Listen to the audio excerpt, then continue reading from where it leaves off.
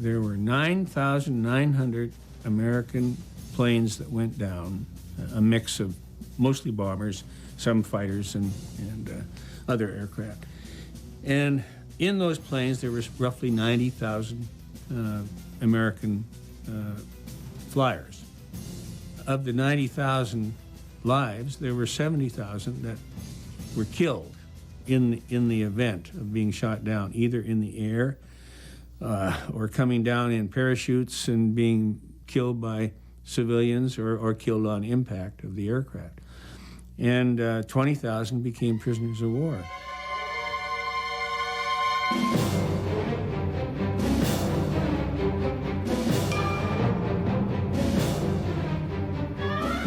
I went up the top hatch, and I came down, right, and the Germans were waiting for me. And the first thing they said, "For you, the war is over." And I think they take that in basic training. I landed maybe 30, 40 feet from a row of trees. I saw people in fields around me as I glanced around, but from there you don't know whether they're good people or bad ones. And so as soon as I got on the ground, as soon as I saw the tops of the trees, you hit the ground the same instant. I mean, then you realize when you're down even with something, you realize just how fast you are going, because the last 50 feet was before I could blink. We were told to free fall because occasionally German fighters shot guys falling in a parachute, and I didn't look forward to anything like that. Plus, you didn't want the people on the ground to see you. We were at 28,000, so I imagine I fell 15, 17,000, something like that. It's pretty windy at that speed. Then I got to the ground. Before I was in the chute long enough to see there were people all around that saw me as soon as I opened my chute. So all my precautions didn't help much. Pete and I landed in this little open area in this forest. And he got caught up in the tree, and his feet were about 6 inches off the ground. And I landed right out in the open in mossy area where it didn't hurt me a bit. And I carried a knife all the time. I ran over and cut him down. I heard you could guide them damn parachutes, but I couldn't guide mine because one of my arms was shot up too bad. And so I just landed in second growth timber. Was no harder than jumping off the bed. I jumped about 900, 12,000, over 1,000 feet. And parachute worked. They always told us, the girls who packed the parachute said, "Now remember, if it doesn't work, you can bring it back and we'll give you another one." But this one worked. All of a sudden, there's a big noise and an explosion back up here, and I have a steel helmet on and a flak suit, and I feel the force of it, and I look down and my navigation table is gone, just gone. You're just smoking elements around, you know. I come out of the bomb bay doors, I kind of lift myself up, and I'm looking at the co-pilot, and he's looking. I yell at him, or he looks around, and I say, "Come on," and he said, "Go on," to me, and now I know he was badly wounded when he went like that, and then the plane did something, and I fell out. I didn't bail out. I fell out. I just fell backwards out, and it goes from all this noise and smoke and confusion, and all of a sudden you're floating through the air, and it's quiet.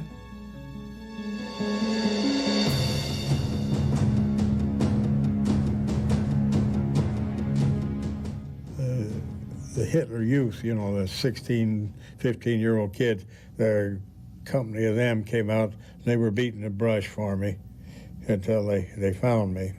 And they were pretty nice. And this German guard, the soldier that was in charge of him, he came up to me and he pulled his pistol out and stuck it right against my temple. And he said, "English or American?"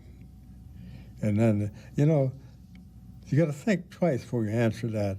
You got to try to figure out who in the hell he was mad at. If you said English, and he was mad at the English, he's going to shoot you. If you said American, and he said if he was mad at the American, he's going to shoot you. But if you said English, and he found out you were American, he was going to shoot you anyway. So he asked me, and I said, I'm American. Oh, he says, Scoot, stuck his pistol back in, and we walked leisurely out through the woods.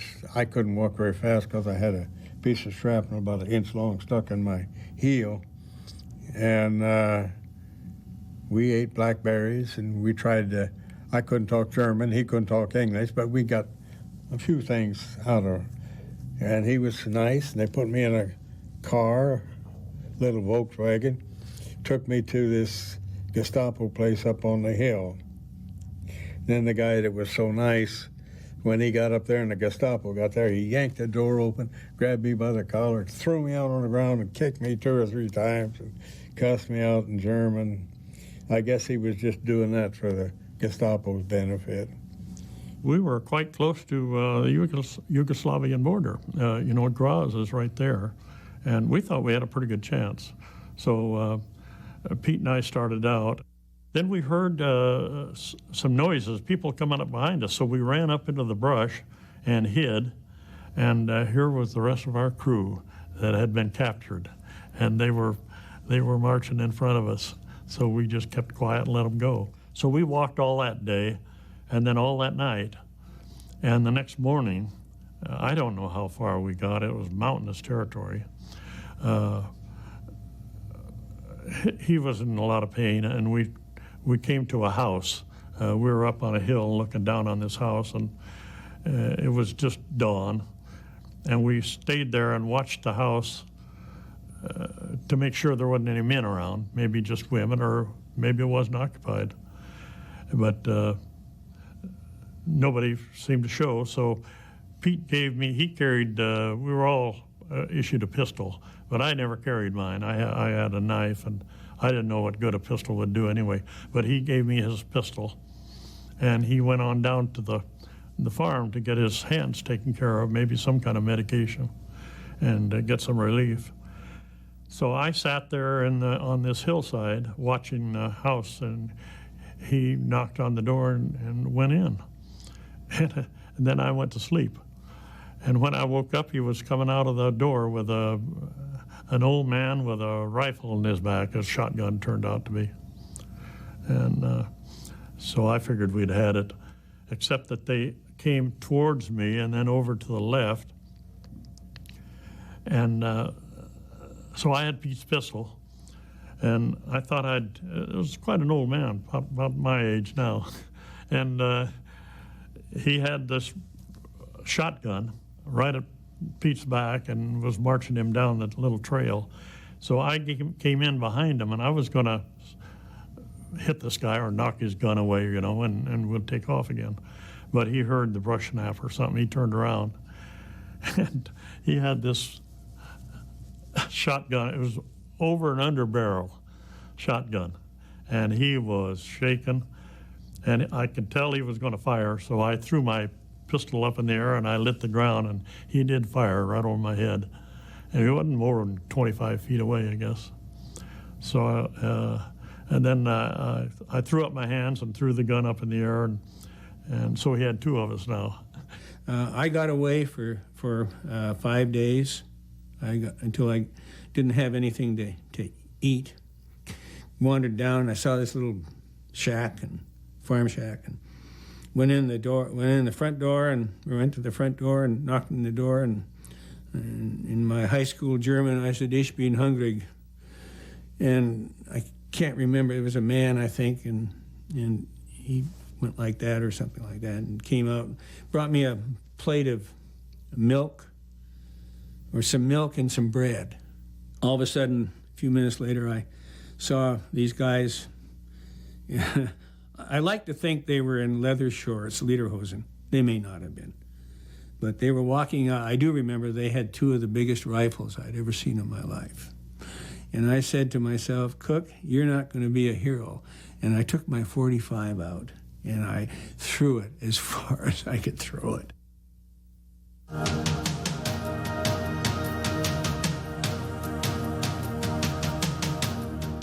He said, well, you will talk to me before we're through, I'll guarantee you. So he said, if not, you'll be shot in the morning as a spy. Just because you're wearing those clothes don't mean nothing to us.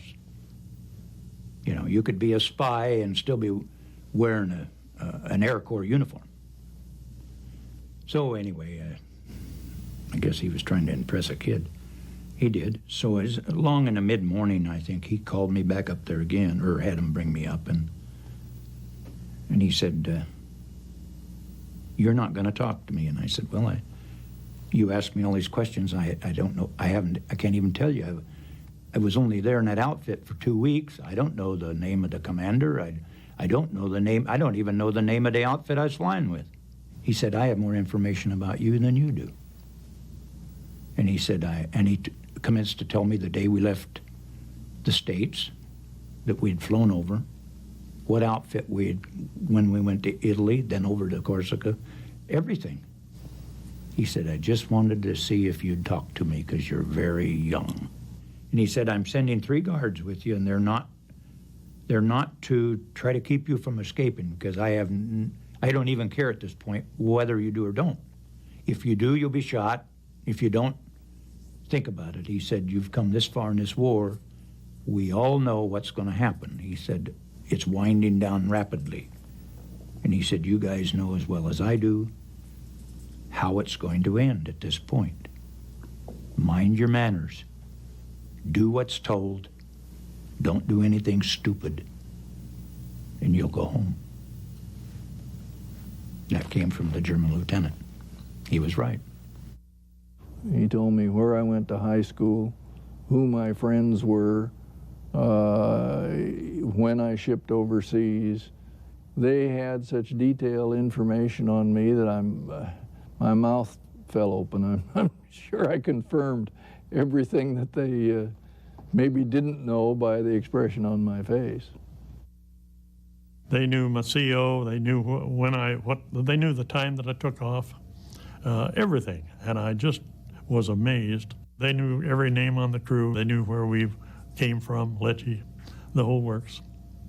2 or 3 times a day or night, there would be this clump of people walking by, and then machine gun fire. And I said, shh, they're going to shoot me, you know. And I said, if they try to do that, I'm not gonna break. I said, I'm an American soldier and I'm gonna die like a man, you know. I really, you know, I was nutty enough to really feel that way, but I thought they were gonna kill me.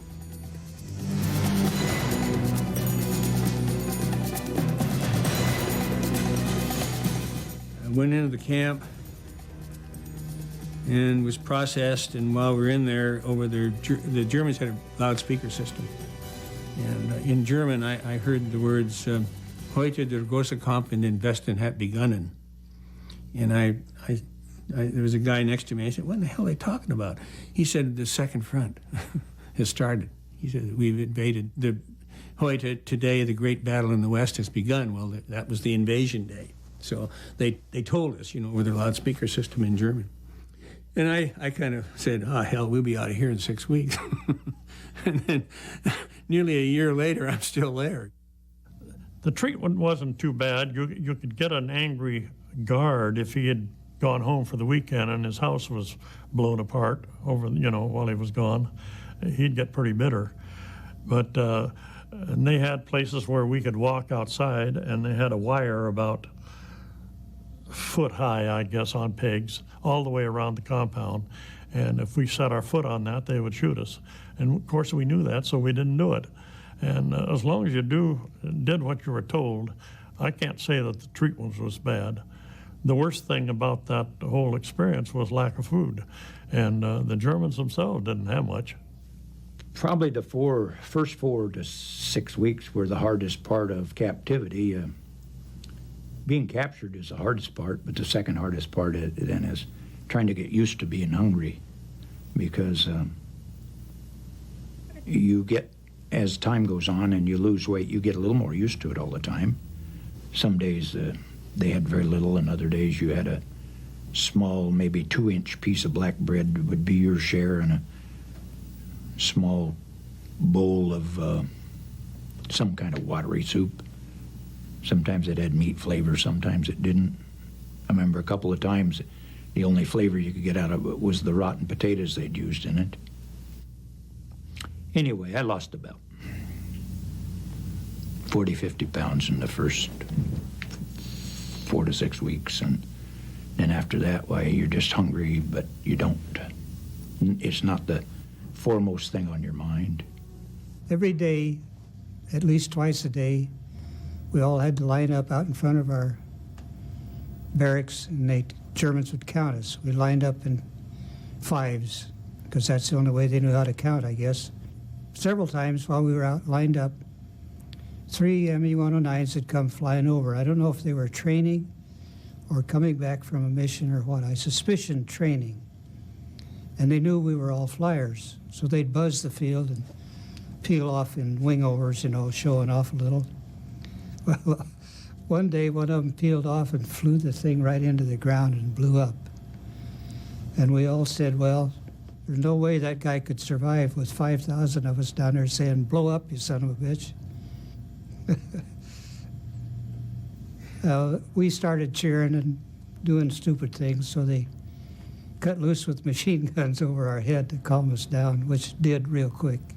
The Germans had a fighter plane factory about 15 to 20 miles from our camp, and they were bombing it one time, and the air raider had sounded, and when the air raid sounded in our camp, you had to stay in the barracks. You didn't go outside. And I was inside the barracks, but I happened to look across. There was one of our enlisted men in the camp was standing in the doorway, and a German guard saw him and shot him dead.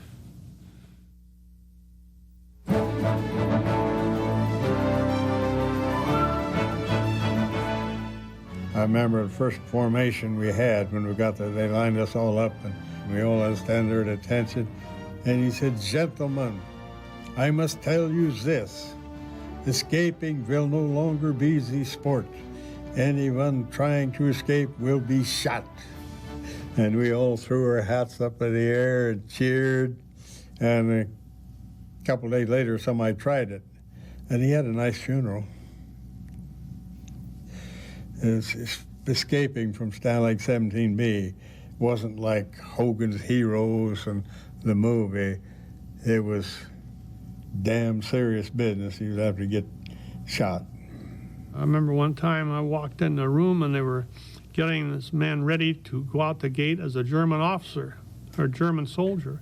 And he had a German uniform on, and he had a German rifle in his pocket. What the heck, how'd he get that? Well, it was a German RAF uniform, which they'd changed a little bit and cast the ornaments that go on the uniform, including the eagle. And then the rifle was made out of wood and been carved as a perfect duplication of a German rifle. And what they did, they had this man who looked like one of the Germans that came into the camp. He was just a spitting image. He could have been twins. It was remarkable. And they did this, had him wear this uniform with the necessary documents. When this other man that looked like him, a German, came into camp, this guy and I think 15 or 20 others went up to the gate, showed their document. The German let him through because he had the regular documents, and he had a rifle, and he assumed he was authentic, and went out the gate. And so we had 21 out there, but they were allowed to lose about half a day. There were very few escape attempts. If you wanted to make an escape, we had a panel of men that we'd have to go to get and present your plan and let them comment on it. And they'd either tell you no, or if they gave their okay, they'd give you all the help that they could with uniforms and that sort of thing. The only one I know that even tried was a fella. I don't even think that he got the permission from this panel, but I knew he was going, and he donned a white sheet of some kind, and it was snow on the ground. And he sneaked out of the barracks, which we weren't allowed outside at night, of course. And they had, all around the camp, they had the searchlights going, and they were searching back and forth, and they saw him, I'm sure, because they would go up one side with the searchlights, then it'd go down the other, and then they'd watch him move, and then they'd run the searchlight, never across his body. But he was itching his way to the fence, and I don't know what he was going to do when he hit the fence, but because there's 2 rows of fences with barbed wire in between. So he had a very poor plan. They let him go on for 3 or 4 hours, I guess, laying out there in the snow. Finally, they went out and got him. Well, we were digging this tunnel, you see, and we're digging it. And the Polish Jews used to come in with a honey bucket to pump out the latrines, pump out the toilets. And we were going so far along with our tunnel, and the honey bucket weighed a lot of weight, and our tunnel wasn't far enough down, and so it collapsed. And there was, the Germans, as they go crazy when things like this happen, it's just almost first losing the tunnel, crazy, yelling and screaming. I mean, that's one thing. If you wanted to get a German's attention in those days, you just yelled at him. It doesn't matter whether you're a POW or not, but he's a German, and you yell at him, you got to have his attention right away. You just got to yell, and you have his attention. But anyway, the honey bucket went over this thing, and that was the end of our tunnel. You have a lot of sand. What the hell do you do with it, you see? That was the big problem, getting rid of sand. I mean, it's awful. Talk about logistics. But it was done, and we got rid of it. But Bert and I were just the moles. We were the diggers, In North Camp, the Great Escape, they had electricity down tunnels. They had a railroad for the things. Well, we just had sleds, and we had we used to get lots of margarine. And instead of oil lamp, we'd have margarine lamp. It'd burn. It'd be a stinky thing, but it'd burn. But I would throw the sand behind for Bert, and he would put it on in and pull it to the cord, and away they'd go. No, it was a lot of fun. And of course, it was interesting to do. There wasn't much else to do. Well, there were other things to do. We played basketball, played games, but tunneling was our fort. This guy built a vaulting horse out of an old Red Cross parcel box, and they put him in that thing, and then they hauled him out near the perimeter of the fence, and then he started digging, and then after he got through digging a certain length of time, he put the dirt up into the vaulting horse, crawled up into it, and closed off where he started his tunnel and camouflage it, and then they'd take it back into someplace and dispose of the sand. Next day, he'd do the same thing. And he'd keep digging. After he'd gone so far, they'd put him down there. He'd go out and go into this tunnel, and they'd close it up. And he'd start digging. And as he dug, he pushed the dirt back behind him like a mole. And this guy made it. He moled out and escaped and got back to England.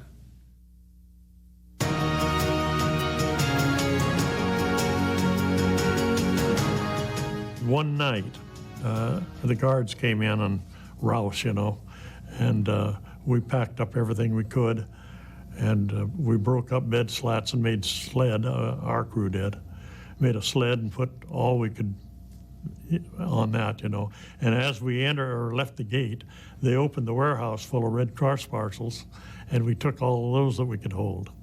So the first day or two, we did pretty well for eating.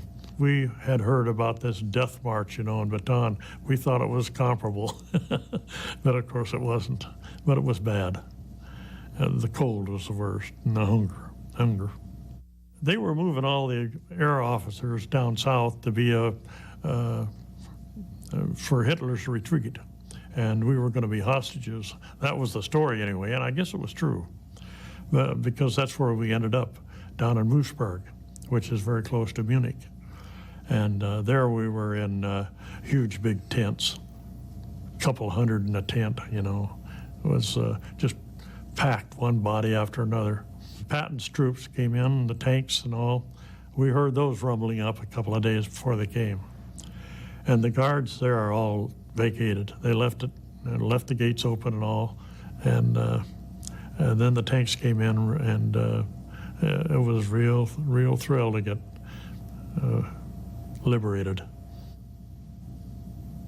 The orders were out, and that all came from Hitler, that all POWs were to be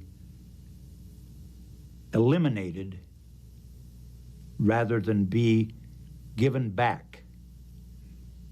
The whole idea was if they had enough hostages prior, they could strike a better deal on a surrender, but if they didn't make the surrender, then the guards were to use their machine guns and wipe out as many as they could.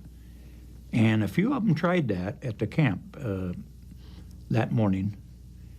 Anyway, where we were, we could look across at a field, and we finally heard tanks rumbling, which was a nice sound. And they were the ones that came to the front gate and pushed the fence and the gates and everything down, and the hearsay was that Patton himself, which we knew was there, had come in and saw how badly these guys looked, and it made him mad, so he says, let's go get the sons of bitches. Our camp was bypassed we were up on the Baltic, and our camp was bypassed by the Russian troops, and we were left in a pocket up there by ourselves. And the Germans took off, left us there, and these two Russians came in the middle of the night, and they wore fez hats and had air-cooled submachine guns slung across them, and they came to liberate us. Then, of course, right away the rest of the horde came, and we were under the Mongols for a couple of weeks before the crack troops came back and restored order. I got down to a little town called Gamelsdorf, and I could hear the artillery. I could hear 105s or whatever they were, 155s, and I knew the Americans were coming. And I said, "Geez, I'm just going to stay here. I'm not going to." And we were told the next morning we were going to go into the permanent camp, and then the capper was that was the day that we were told by laughing Germans that Roosevelt is dead. Roosevelt is tot. Ha ha. And that, I'd never lost a president before. But I said to myself, I'm tired of this. I don't want to go back into another camp. The American Army is going to be here in the next couple of days. I'll just stay behind. And after 2 days, the artillery stopped. And I said, oh shit, they swung somewhere else, and I'm going to run out of food here, and I'm going to have to give myself up, and I don't want to do that because they'll kill me. And so I said, well, I know where I am, and I know where I have to go. And so over the next 10 or 12 days, I walked about 120 kilometers. And the only problem I had in traveling that is that I didn't have any papers, and I couldn't walk across a bridge. So what do you do when you can't walk across a bridge? You have to swim the river. So I was always wet. And there's nothing as wet as a GI overcoat. You can take your shirt off and dry your pants out, but that coat never dries. And I swam 4 rivers. Finally got down to the border, and I knew it was the border into Switzerland because I knew it was the Rhine River. And there was a barbed wire on the German side, substantial barbed wire, double system with tangle wire in the middle. Watched the German guards and their dogs walk it, so I used the same, and they would walk it at 4 o'clock, and then they would walk it the next morning. And I said, I got to get out of here. And if I'm going to do it, I'm going to get out at night. So I got down to the wire, and of course then I realized that I didn't exactly know where the Germans had walked. And I started to say, this could be bad, because Germans were known to mine their barbed wire fence systems. either internally as you touch the wire or mostly in the ground, 3 feet down. So I started to dig, and I didn't have any tools, and I bloodied my hands and got through the first strands. The tangle wire was the worst because you can't avoid it. You know, you lift it, and just when you think you're out, it's caught your pants, and I ripped myself up quite a bit, and finally got through. And going through the last one, I was so afraid that I was going to die or be caught there and shot that my tongue stuck to the top of my mouth. And that's an awful feeling. I had no moisture in my body. So I was dehydrated, totally fearful. Then I stumbled, ripped my clothes, ripped my head, stumbled into the Rhine River, flowing rather swiftly because it's just coming down out of the Alps, and floated, with the flow of the river, and I could touch the ground near the bottom in most places, but I could swim too, and kind of got myself up to the other bank and just kind of collapsed, kind of fitfully passed out. Got up the next morning, all stiff, cold as hell, and stumbled out on this little road and walked along. I didn't know. I just knew I had to go somewhere, rather than just sit there and die.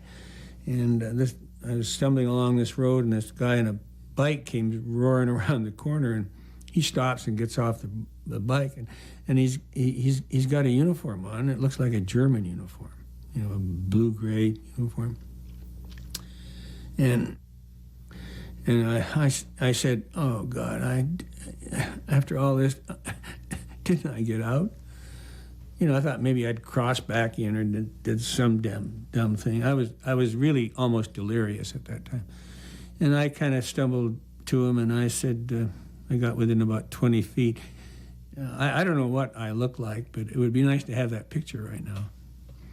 But he was kind of apprehensive, because I was covered with blood and all sorts of things, mud and wet, miserable, mean looking probably. And I said, "Ich bin Amerikaner," and this guy said, "Je suis."